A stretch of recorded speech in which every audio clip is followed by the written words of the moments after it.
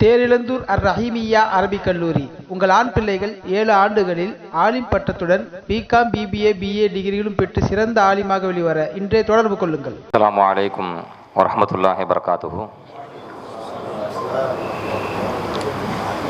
அல்ஹம்துலில்லாஹ் நஹ்மதுஹு வ நஸ்தஈனுஹு வ நஸ்தக்ஃபிருஹு வ நு'மினு பிஹி வ நதவக்கலு அலைஹி வ நஊது பில்லாஹி மின் ஷுரூரி அன்ஃபுஸினா வ மின் ஸய்யிஆத்தி அஅமாலினா லா ஹாதிய லஹு வ அஷ்ஹது அன் லா இலாஹா இல்லல்லாஹு வஹ்தஹு லா ஷரீக லஹு வ அஷ்ஹது அன்ன ஸய்யிதனா மௌலானா முஹம்மதன் அப்துஹு வ ரசூலுஹு அம்மா பஅது ஃபகத் क़ால அல்லாஹு தஆலா ஃபில் குர்ஆனில் அஸீம் வ ஃபில் குர்ஆனில் மஜீத் பஅத அஊது பில்லாஹி மினஷ் ஷைத்தானிர் ரஜீம் பிஃபضل பிஸ்மில்லாஹிர் ரஹ்மானிர் ரஹீம் இஹ்தினஸ் ஸிராத்தல் முஸ்தகீம் ஸதகல்லாஹுல் அலிய்யுல் அஸீம் வ क़ால நபியுனா முஹம்மதுன் ஸல்லல்லாஹு அலைஹி வஸல்லம் அலைக்கும் பிசுன்னதி வ சுன்னத்தில் ஹுலஃபாஇர் ராஷிதீன் அல் மஹ்தியீன் தமஸ்ஸகு பிஹா வ அல்லு அலைஹா பின் நவாஜித் சதக ரசூலுல்லாஹி ஸல்லல்லாஹு அலைஹி வஸல்லம். எல்லாம் வல்ல அல்லாஹுவின் ரஹ்மத்தும் மகுஃபிரத்தும் நம் அனைவரும் மீது வந்து சேரட்டுமாக. கண்ணியத்திற்குரிய அல்லாஹுவின் நல்லடியார்களே, இப்பொழுது மிக சிறப்பாக நடைபெற்று கொண்டிருக்கின்ற தமிழ் மாநில இமாம்கள் பேரவையின் தமிழகம் தழுவிய ஆலிம்களுக்கான அகீதா மாநாடு அல்லாஹின் அருளால் சிறப்பாக நடைபெற்று கொண்டிருக்கின்றது. இந்த விழாவிலே என்னை பங்கு பெறச் செய்து சத்திய கருத்தை எடுத்துச் சொல்வதற்கும் கேட்பதற்கும் வாய்ப்பை ஏற்படுத்தி தந்த இமாம்கள் பேரவைக்கு ஆரம்பமாக எனது நன்றியை தெரியப்படுத்திக் கொள்கிறேன். ஜஸாக்குமுல்லாஹு ஹைரன் கசீரன் ஃபித்தாரைன். கணியத்திற்குரிய அல்லாஹுவின் நல்லடியார்களே, உலமா பெருமக்களே, இந்த மாநாட்டிலே எனக்கு வழங்கப்பட்டிருக்கின்ற தலைப்பு சுன்னத் வல் ஜமாத் என்றால் யார் என்கிற ஒரு தலைப்பும், வஹாபிச இயக்கங்களின் தடுமாற்றமும் தடமாற்றமும் என்கிற ஒரு தலைப்பும் வழங்கப்பட்டிருக்கின்றது. பொதுவாகவே மார்க்கத்தினுடைய சட்டத்திட்டங்களை இரண்டாக நாம் பிரித்து கொள்ளலாம். ஒன்று அல் அமாலு ஷரஇய்யா, ஷரியத்தினுடைய அமல்கள், அதைத்தான் நாம் ஃபிக்ஹ் என்று குறிப்பிடுகின்றோம். இன்னொன்று அல் அஹ்காமுல் இஅ்திகாதிய்யா, கொள்கை சார்ந்த சட்டங்கள், அதைத்தான் நாம் அகீதா என்று குறிப்பிடுகின்றோம். இரண்டு விஷயங்கள், அல் அஹ்காமு ஷரஇய்யா அல் அமலியா அல் ஃபிக்ஹ், அல் அஹ்காமு ஷரஇய்யா அல் இஅ்திகாதிய்யா, இது அகீதா. ரெண்டு விஷயம். இதை நாம் அதிகமாக கவனம் செலுத்த வேண்டியது, ஆழமாக கவனிக்க வேண்டியது. அஹ்காமு ஷரஇய்யா அமலியா, அமல் சார்ந்த மார்க்க சட்டத்திட்டத்தில் பொறுத்த வரைக்கும் கருத்து முரண்பாடு வருகிறது என்றால் அதுவும் அறிஞர்களுக்கு இடையில், அறிஞர்கள் என்கிற பெயரில் போலிகளுக்கு இடையில் அல்ல, அறிஞர்கள் என்று வேஷம் போட்டுக் கொள்ளக்கூடிய ஜாகில்களுடைய கருத்து வேறுபாடு நாம் பேசவில்லை. உண்மையான அறிஞர்களுக்கு இடையில் அதில் கருத்து வேறுபாடு வருமையானால் அந்த கருத்து வேறுபாடு பெரிய பாரதூரமானது அல்ல. ஒருவர் சஹீஹ் என்று, ஒருவர் ஹலால் என்கிறார், ஒருவர் ஹராம் என்கிறார். ஒரே விஷயத்தை எடுத்துக்கொள்வோம்.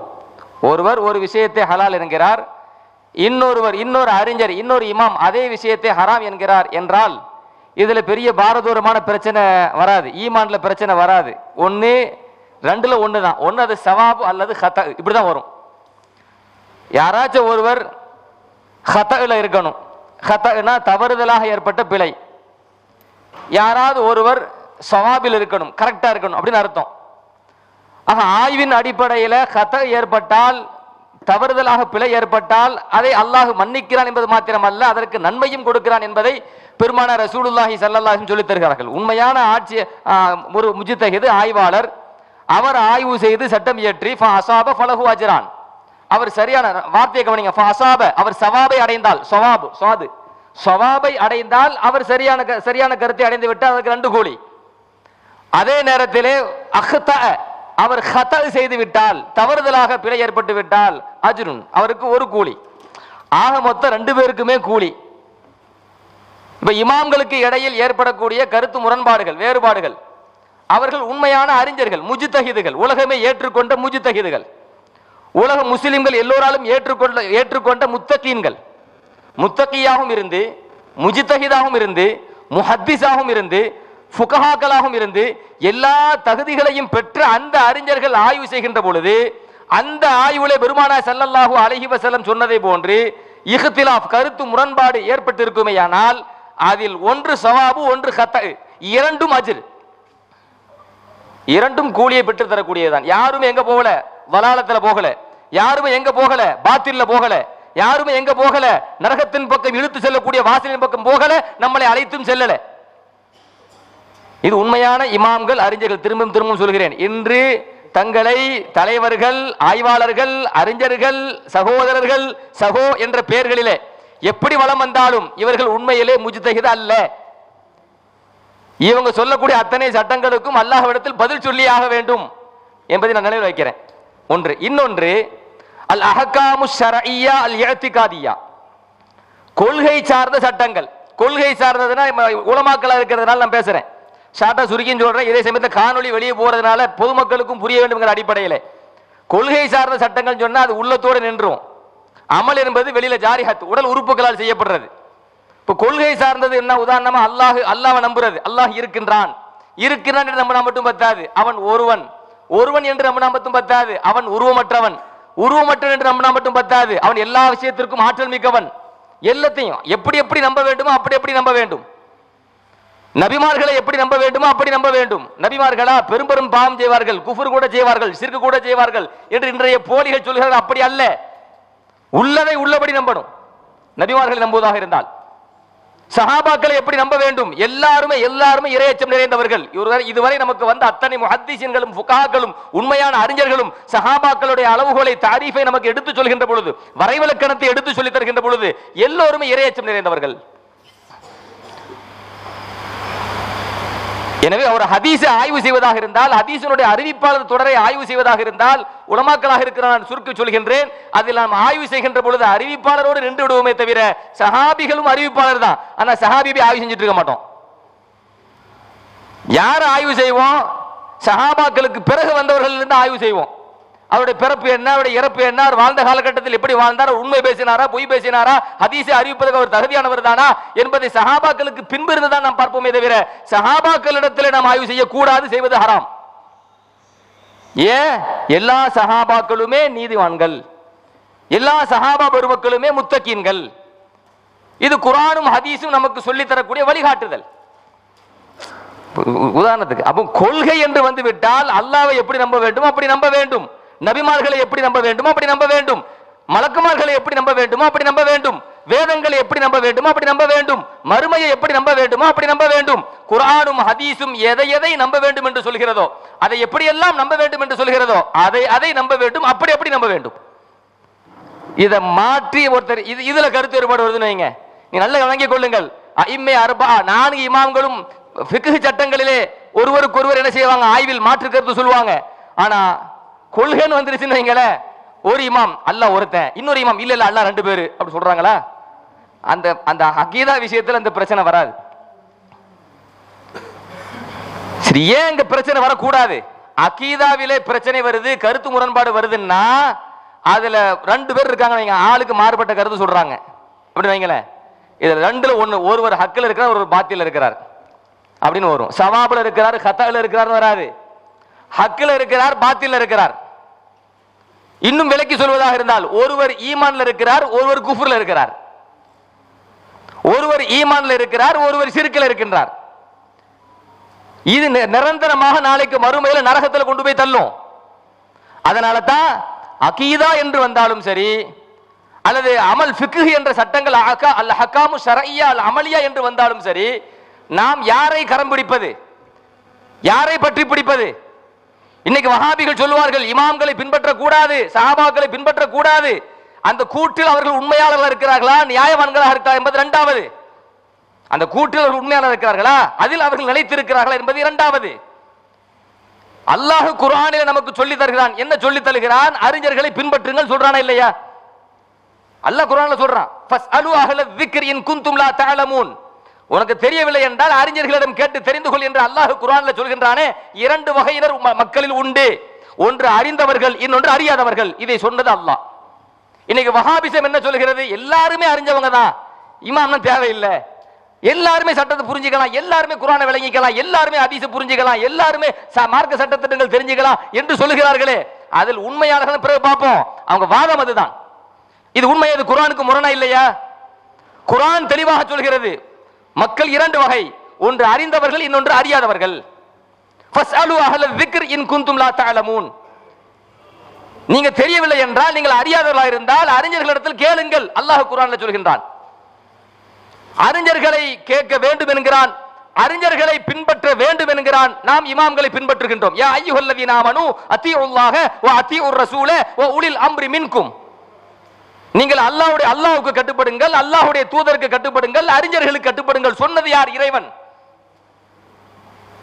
அல்லாஹ் சொல்கின்றான். அல்லாஹ்வுக்கு கட்டுப்படி நிறுத்தல, அல்லாஹ்வுக்கு கட்டுப்படும் சொன்னா குர்ஆன் கட்டுப்படுறதுன்னு அர்த்தம். அல்லாஹ்வுடைய தூதருக்கு கட்டுப்படு, தூதருக்கு கட்டுப்படுனா ஹதீஸுக்கு கட்டுப்படுன்னு அர்த்தம். வெறும் குர்ஆன் சுன்னா மட்டும் போதுன்னு சொல்லல. ஏன் அறிஞர்களுக்கு கட்டுப்படுன்னு ஏன் சொன்னா? எல்லாராலும் குர்ஆனை புரிந்து கொள்ள முடியாது, எல்லாராலும் ஹதீஸை புரிந்து கொள்ள முடியாது. இதை முறையாக புரிந்து விளக்கம் தருவதற்கு ஒரு கூட்டம் இருக்குது, அவர்கள் தான் அறிஞர்கள். அவர்கள் குர்ஆனை ஆய்வு செய்து தருவார்கள், அவர்கள் ஹதீஸை முறையாக ஆய்வு செய்து தருவார்கள். அப்படி குர்ஆனையும் ஹதீஸையும் ஆய்வு செய்து தருகிற அந்த அறிஞர்களுக்கு கட்டுப்படுங்கள்.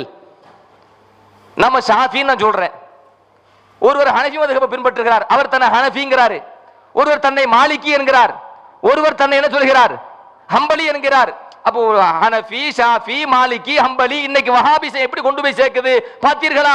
இவர்கள் ஹனஃபியை பின்பற்றுகிறார், பார்த்தீர்களா? இவர்கள் ஷாஃபியை பின்பற்றுகிறார், பார்த்தீர்களா? இவர் குர்ஆனை பின்பற்றவில்லை, பார்த்தீர்களா? இவர்கள் ஹதீஸை பின்பற்றவில்லை. எங்க கொண்டு போய் நிறுத்துறாங்க கேட்டீங்கன்னா, நான்கு இமாம்களும் குர்ஆன் ஹதீஸுக்கு எதிரானவர்கள். அவர்கள் சொல்லக்கூடிய கருத்துக்கள் எல்லாம் குர்ஆன் அல்ல, எதிரானவர்கள். இவர்களுடைய சொந்த கருத்தை நாம் பின்பற்றி பின்னாடி போறோம். இவர்கள் ஷாஃபியை பின்பற்றக்கூடியவர், இவர் ஹனஃபியை பின்பற்றக்கூடியவர். இவர் யார் அல்ல? நபியை பின்பற்றுவர் அல்ல, குர்ஆனை பின்பற்றுவர். மாத்தி கொண்டு போறது. நாங்க ஷாஃபின்னா என்ன அர்த்தம்? குர்ஆனையும் ஹதீஸையும் ஆய்வு செய்து எங்கள் ஷாஃபி இமாம் எங்களுக்கு தந்த சட்டத்தை நாங்கள் பின்பற்றுகிறோம். எனவே இது எங்க சொந்த கருத்து அல்ல, எங்கள் ஷாஃபி இமாம் சொன்ன கருத்து. ஒரு ஹனஃபி தன்னை ஹனஃபி என்று அடையாளப்படுத்துகிறார். அதனால இமாம் அபூ ஹனீஃபாவை அவருடைய சொந்த கருத்தை பின்பற்றுகிறாரா? இமாம் அபூ ஹனீஃபா சொந்த கருத்தை சொன்னாரா? கிடையாது. இமாம் அபூ ஹனீஃபா ரஹ்மத்துல்லாஹ் குர்ஆன் ஹதீஸை ஆராய்ந்து சொன்ன கருத்து அது. அப்ப என்னை ஹனஃபி என்றான் சொன்னால், இமாம் அபூ ஹனீஃபா அவர்கள் குர்ஆனையும் ஹதீஸையும் ஆய்வு செய்து எந்த கருத்தை சொன்னார்களோ அதை நான் பின்பற்றுகின்றேன், அதை நான் பின்பற்றுகின்றேன். குர்ஆன் ஹதீஸ் தான். இது எங்க இருந்து எடுக்கிறோம்? அல்லாஹ் தானே சொல்றான், அத்தீஉல்லாஹ வ அத்தீஉர் ரசூல வ உலில் அம்ரி மின்கும். அல்லாஹ்வுக்கு கட்டுப்படுங்கள், அல்லாஹ்வுடைய தூதர் கட்டுப்படுங்கள் நிறுத்தாம அதுக்கு அடுத்து சொல்கிறான் அறிஞர்களுக்கு கட்டுப்படுங்கள். அந்த அறிஞர்கள் என்ன, எது விஷயத்துல கட்டுப்படுறது? குர்ஆனையும் ஹதீஸையும் ஆராய்ந்து நமக்கு தரக்கூடிய அந்த கருத்தை கட்டுப்படு. நீனா புரிய நினைக்காத. இவர்கள் அப்படி புறந்தல்னார்களே இல்லையா? இப்ப இவங்களா புரிஞ்சு புரிஞ்சு என்னன்னு சொல்றாங்க, நீங்க புரிஞ்சுக்கிட்டு இருக்கீங்க, பார்த்துட்டு இருக்கீங்க. சரி, இன்னும் இந்த ஒரு விஷயத்தை இன்னொன்னு நான் நினைவு ஊட்டுறேன். நிறைய சொல்ல வேண்டிய இருக்குது, ஆனா நேரமும் குறைவு, காணொலியும் போடணும். நான் சுருக்கி சில விஷயத்தை சொல்றேன். சரி, இவங்க என்ன சொல்றாங்க அப்படின்னு சொன்னா, இமாம்கள் தேவையில்லை, அது தனி மனித வழிபாடு, அது தனி மனித வழிபாடு, இமாம்கள் தேவையில்லை என்றெல்லாம் பேசுறாங்க. அதுக்கு ஒரு தனி இமாமை, உதாரணமா ஷாஃபி இமாமை மட்டும் நான் பின்பற்றேன், இப்படி பின்பற்றுறது கூடுமா? அபூ ஹனீஃபா இமாமை மட்டும் ஒரு பின்பற்றுறது அப்படி கூடுமா? அது தனி, அது குர்ஆன் ஹதீஸ்ல தர முடியும். இப்ப அவளை விரிவா நான் போகல. இப்ப நான் என்ன கேட்கிறேன்னா, இமாம்கள் தேவையில்லைன்னு சொன்னாங்கல்ல, அவங்கவுங்க ஆயிஷையும் சொல்லலாம்னு சொன்னாங்களா இல்லையா? சரி, இப்போ டிஎன்டிஜன் ஒரு கூட்டருக்கு எடுத்துக்குவோம். இன்னும் ஒவ்வொரு கூட்டம் நிறைய கூட்டம் இருக்குது. இவங்க ரொம்ப ஸ்பீடா போறானோ, அதுக்காக இந்த கூட்டத்தை சொல்றேன். அதாவது லலாலத்தை நோக்கி வேகமா ஓடுறான். ரசூலுல்லாஹி ஸல்லல்லாஹு அலைஹி சொல்லுவாங்கல்ல, அடே நான் உனக்கு இடுப்பை பிடிச்சி நிப்பாட்டுறேன், என்ன மீறி நரகத்துக்குள்ள போய் உள்றீங்கப்பா, நான் கஷ்டப்பட்டு இடுப்பை பிடிச்சி உங்களை நிப்பாட்டுறேன், என்ன மீறி தள்ளி நீங்க போய் உள்ள போறீங்க, நரகத்துல போய் உள்ள போறீங்க. ஸ்பீடு, பயங்கர ஸ்பீடு. இவங்க வேகமா ஸ்பீடா நரகத்தை நோக்கி போறதுனாலையும், நரகத்தின் அழைப்பாளர்கள் இவங்க யார் பக்கம் அல்ல, இஸ்லாத்தின் அழைப்பாளர்கள் அல்ல, நரக அழைப்பாளர்கள். வேகமா போயிட்டு இருக்காங்க. அப்ப நரக அழைப்பாளர்கள் முதல் இடத்துல இவங்க இருக்கிற காரணத்தினால டப்புன்னு வாயில டிஎன்டிஜன் வந்துருச்சு. வேற ஒண்ணும் இல்லை, எல்லா இயக்கமும் இங்க வந்துரும்.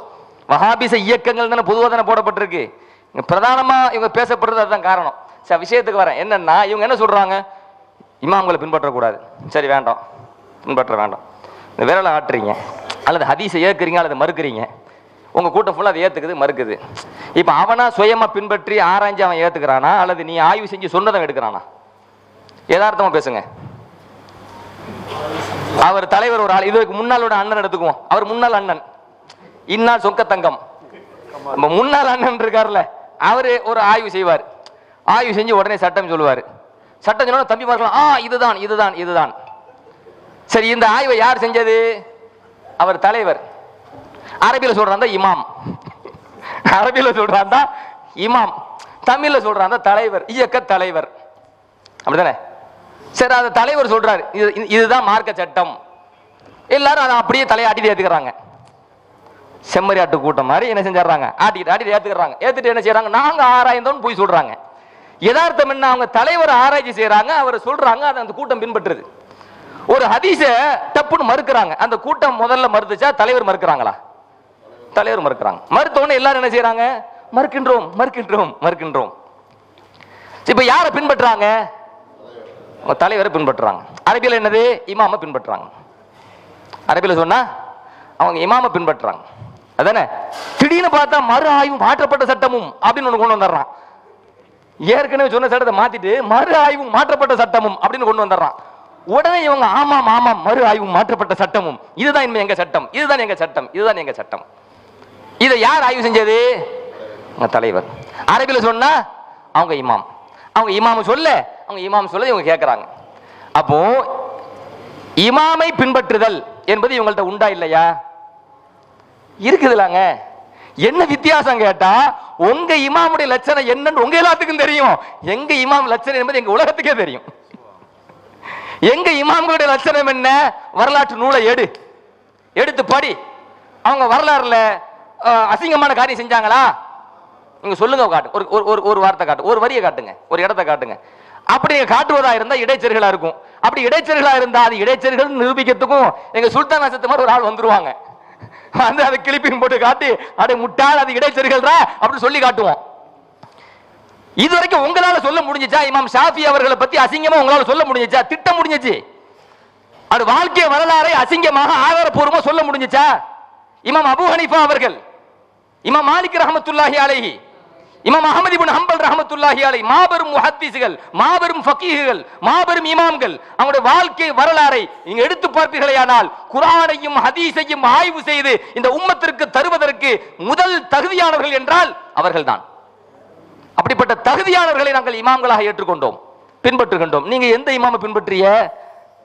இமாம பின்பற்ற கூடாதுன்னு சொன்னது எங்க இமாம விட்டு போட்டு கடைசியில் எந்த இமாம பின்பற்றீங்க அப்படி சொன்னா நீங்களே காணொலி போய் பாருங்க. நாங்க காணொலி அதெல்லாம் போட மாட்டோம், அது அசிங்கம் பிடிச்சது. அந்த அசிங்கமான காணொலி நாங்க போட்டோம், இந்த சபை அசிங்கமா போயிடும். அவ்வளவு அசிங்கமா செயல் உங்க வாழ்க்கையில் நடக்குது.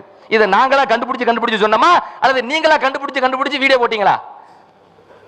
இது எங்க வேலையா கேட்கல. அந்த காணொலியை கொண்டு வந்து இங்க தூக்கி போட்டு பத்தீர்களா, எத்தனை பொம்பளை சேர பத்தீர்களா, எவ்வளவு காசு ஆட்டை போட்டார் பத்தீர்களா அப்படின்னு சொன்னா அந்த சபை நாரி போயிடும். இது உலமாக்கல் சபை. சொல்றதுக்கு வந்து இந்த இடம் ஒரு தகுதி வேணுமா இல்லையா? ஒரு விஷயத்தை சொல்றதுக்கு அது அவ்வளவு அசிங்கமா இருக்கு. என்ன செய்ய? அப்ப இமாம்களை பின்பற்ற கூடாது என்று சொல்லக்கூடிய இந்த கூமுட்டைகள், ஆனால் இவங்க என்ன செஞ்சிட்டு இருக்காங்க? ஒரு இமாமை தான் பின்பற்றுகிறார்கள் என்பதையே தெரியாமல் இருக்கின்றார்கள். அப்ப இது எவ்வளவு பெரிய முட்டாள்தனம் என்பதை இவர்களுக்கு புரியவில்லை.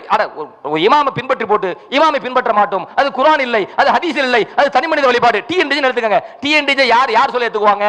அவங்க தலைவர் சொன்னா ஏத்துக்குவாங்க. ஐஎன்டிஜே சொன்னா ஏத்துக்குவாங்களா? இன்னொரு இயக்கம் சொன்னா ஏத்துக்குவாங்களா? எங்க தலைவர் சொல்லணும், எங்க இமாம் சொல்லணும், எங்க ஆள் ஆய்வு செஞ்சு சொல்லணும். அப்ப இது தனி மனித வழிபாடா இல்லையா?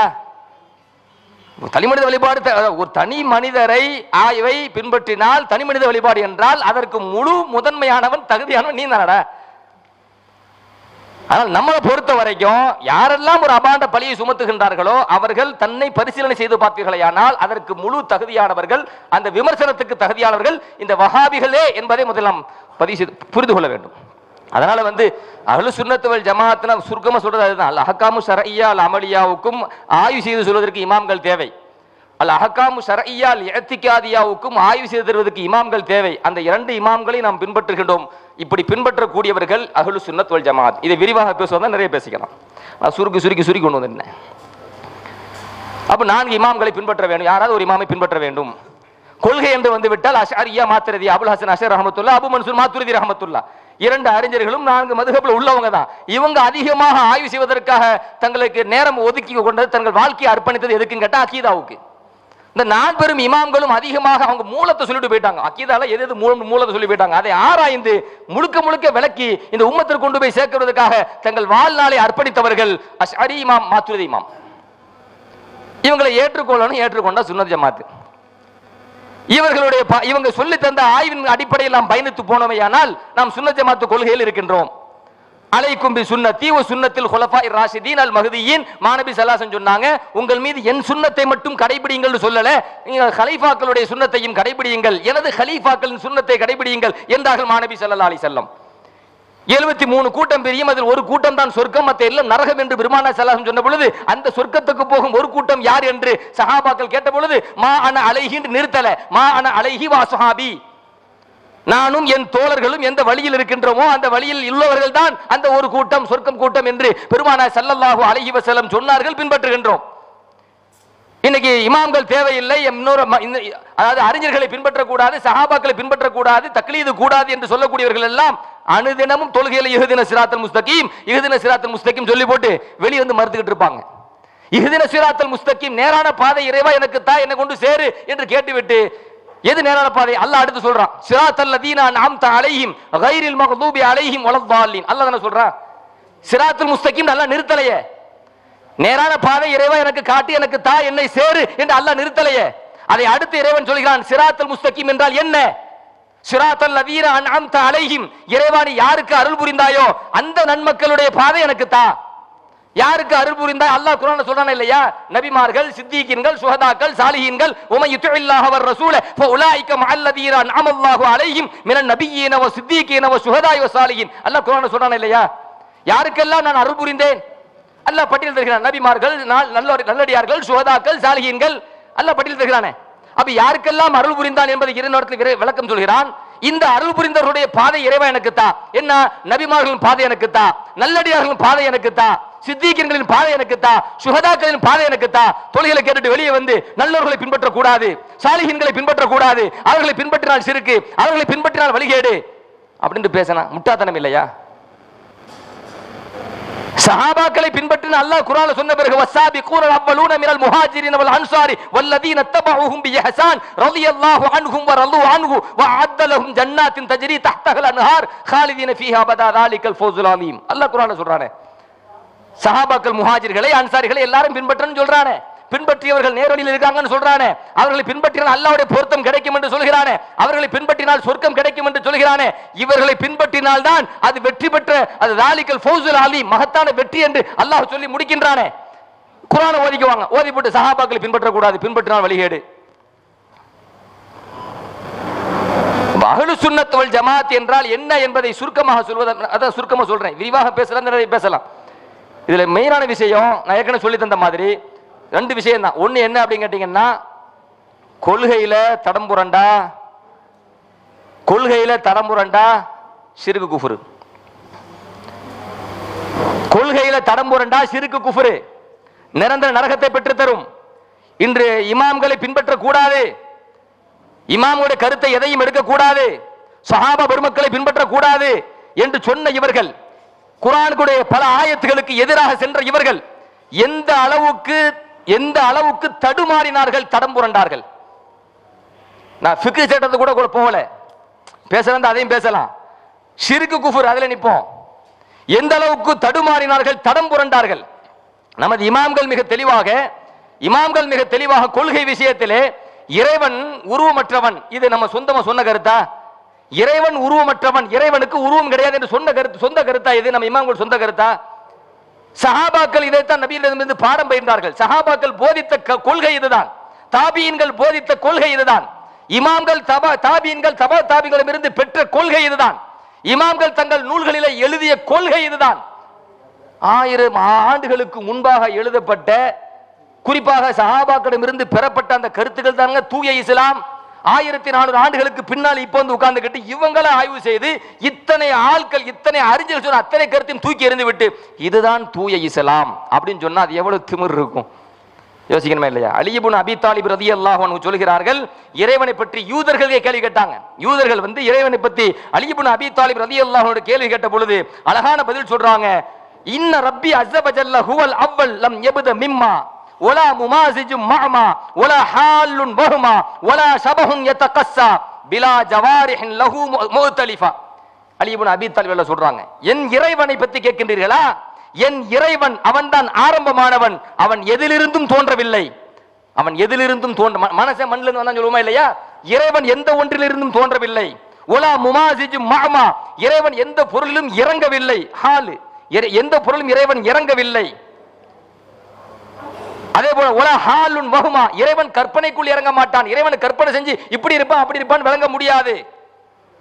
ஒலா ஷபஹுன் யதகஸ்ஸா, இறைவன் வந்து உருவம் உள்ளவன் அல்ல, உருவமற்றவன். இத ஃபுல்லா சொல்றது யாரு? அலி இப்னு அபீ தாலிப் ரலியல்லாஹு அன்ஹு, பெருமானார் ஸல்லல்லாஹு அலைஹி வஸல்லம் மருமகனார் அலி இப்னு அபீ தாலிப் ரலியல்லாஹு அன்ஹு. அல்லாமா அபூ நுஐம் ரஹ்மத்துல்லாஹி ஹில்யத்துல் அவுலியா என்கிற நூலிலே இந்த சம்பவத்தை பதிவு செய்கின்றார்கள். இப்னு அப்பாஸ் ரலியல்லாஹு அன்ஹுடைய கருத்து இறைவன் உருவமற்றவன், ஹாக்கிமிலே பதிவு செய்யப்பட்டிருக்கிறது. அவருடைய மாணவர் சயீத் இப்னு ஜுபைர் ரலியல்லாஹு அன்ஹு, அவருடைய மாணவர், அவருடைய கருத்து என்ன? இறைவன் உருவமற்றவன். வரலாற்று இஸ்லாமிய வரலாறு ஃபுல்லா அப்படியே அடிக்கிட்டு போயிட்டு இது ஒண்ணு மட்டுமே பேசிக்கிட்டே போலாம் நாள் கணக்கா. எத்தனை அறிஞர்கள் சொன்னாங்க, எத்தனை சஹாபாக்கள் சொன்னாங்க, எத்தனை இமாம்கள் சொன்னாங்க, எத்தனை முஹத்திஸின்கள் சொன்னாங்க. இமாம் அபூ ஹனீஃபா ரஹ்மத்துல்லாஹ் வ மஅன ஷை இஸ்பாத்துஹு பிலா ஜிஸ்ம், இறைவன் இருக்கின்றான் என்பதின் பொருள் என்ன? உருவம் இல்லாமல் இருக்கின்றான். அப்படித்தான் புரிந்து கொள்ள வேண்டும். இமாம் அபூ ஹனீஃபா ரஹ்மத்துல்லாஹ் எல்லா மதரசாக்களும் ஓதி தரப்படுகின்ற அல் ஃபிக்ஹுல் அக்பர்ல சொல்லப்படுகிறது. இமாம் பைஹகி ரஹ்மத்துல்லாஹ் சொல்வாங்க, ஹகீகத்துல் மாரிஃபா, உண்மையான இறை ஞானம் என்றால் என்ன தெரியுமா? நஅரிஃபுஹு மௌஜூதன், முதல்ல இறைவன் இருக்கிறான் என்று நாம் அறிந்து கொள்ள வேண்டும். லா யுதஸவ்வரு ஃபில் வஹம், அவன் கற்பனைக்குள்ள சிந்தனைக்குள்ள கற்பனை செய்யப்படுவான் என்று யாரும் நம்ப கூடாது. லைஸ பி ஜௌஹர் வலா அரல் வலா ஜிஸ்ம், இறைவன் உருவமற்றவன். இமாம் பைஹகி ரஹ்மத்துல்லாஹ் சொல்வாங்க, ஷுஅபுல் ஈமான் என்கிற நூல்ல இமாம் பைஹகி பதிவு செய்கின்றார்கள். அடிக்கிட்டே போலாம் எத்தனை இமாம்கள் எத்தனை ஹதீஸ்களை அறிஞர்கள். இமாம் அஹ்மத் இப்னு ஹம்பல் சொல்வாங்க, மஹ்மா தஸவ்வர்த பிபாலிக் ஃபல்லாஹு பிகிலாஃபி தாலிக், நீ அல்லாஹ்வை வந்து உருவம் கொடுத்து அதை நீ கற்பனை செய்ய நினைச்சா உன் கற்பனைக்கு அப்பாற்பட்டவன் தான் இறைவன்.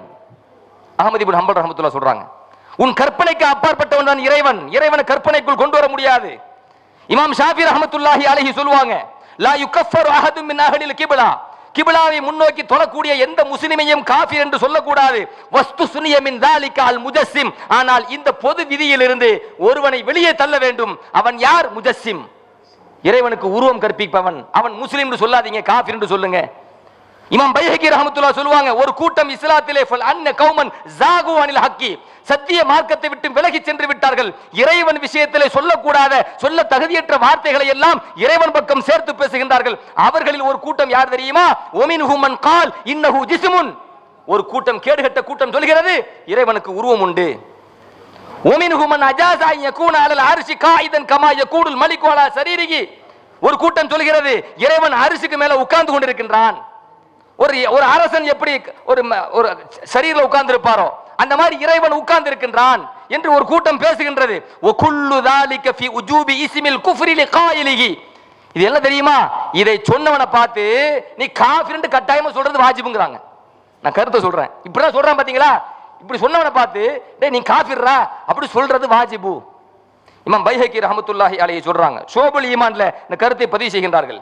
இமாம் புகாரி ரஹ்மத்துல்லாஹி அலைஹி உஸ்தாத் நுஐம் இப்னு ஹம்மத் ரஹ்மத்துல்லாஹி அலைஹி சொல்றாங்க, மன் ஷப்பஹ அல்லாஹ பி ஹல்கிஹி ஃபகத் கஃபர், எவன் அல்லாஹ்வை படைப்பினத்தோடு ஒப்பிட்டு விட்டானோ அவன் காஃபிர். இமாம் புகாரி ரஹ்மத்துல்லாஹி அலைஹி உஸ்தாத் அபூ நுஐம் இப்னு ஹம்மத் ரஹ்மத்துல்லாஹி சொல்றாங்க, அடிக்கிட்டு போனான் காஃபிர் காஃபிர்னு சொல்ல போனா யூத கொள்கைங்க இது. இமாம் குர்துபி ரஹ்மத்துல்லாஹி அலைஹி சஹீஹ் புகாரியோட ஹதீஸுக்கு விளக்கம் தருகின்ற பொழுது, ஹாதா குல்லுஹு கவுலுல் யஹூதி, இது யூத சொல்லு. ஒஹும் யஅதகிதுனா தஜ்ஸீம், இவர்கள் தான் இறைவனுக்கு உருவம் உண்டு என்கிற நம்பிக்கையில் இருக்கின்றார்கள். வ அன்னல்லாஹ ஷக்ஸுன் து ஜவாரிஹி, அல்லாஹ் உருவம் உள்ளவன், அவனுக்கு உறுப்புகள் எல்லாம் இருக்கின்றது என்று நம்பக்கூடியவர்கள் யூதர்கள். இது யூத கொள்கை. யார் சொல்றா? இமாம் குர்துபி ரஹ்மத்துல்லாஹி அலைஹி இந்த கருத்தை இமாம் இப்னு ஹஜர் அஸ்கலானி சஹீஹ் புகாரில பதிவு செய்கின்றார்கள். இப்படி சொன்ன உடனே நம்ம அந்த பைபிள் எல்லாம் எடுத்து பார்க்கணுமா இல்லையா? அதை போய் எடுத்து பார்த்தோம். எடுத்து பார்த்தா அப்பட்டமா அவங்க கொள்கை தாங்க. ஆதியாகமம் ஆதியாகமம் அப்படின்ட்டு இந்த பைபிள்ல வந்து பழைய ஏற்பாடு புதிய ஏற்பாடு. அதுல பழைய ஏற்பாட்டுல ஆதியாகமம் அது 2வது அதிகாரத்துல 27வது வசனம் அதுல அவங்க எழுதிட்டு வராங்க, பின்பு தேவன் நமது சாயலாகவும் நமது ரூபத்தின்படியையும் மனுஷனை உண்டாக்குவோமாக என்றார். தேவன் அவனது சாயலாக மனுஷனை உருவாகி என்று சொன்னார். அப்படி சொன்னாரா? தேவன் தம்முடைய சாயலாக மனுஷனை சிருஷ்டித்தார். அவனை தேவ சாயலாகவே சிருஷ்டித்தார். அப்போ இது யார் கொள்கை? தெல்ல தெளிவாக இது வந்து ஆதியாகமம் 2வது அதிகாரம் வசனம் 27ல சொல்லப்பட்ட கருத்து. இதுக்கும் இஸ்லாமிய கருத்துக்கும் சம்பந்தம் இல்லை என்று அம்மாம் குர்துபி ரஹ்மத்துல்லாஹி அலைஹி உட்பட எல்லா இமாம்களும் எல்லா சஹாபா பெருமக்களும் நம்மளிடத்தில் தெளிவாக சொன்ன பிறகு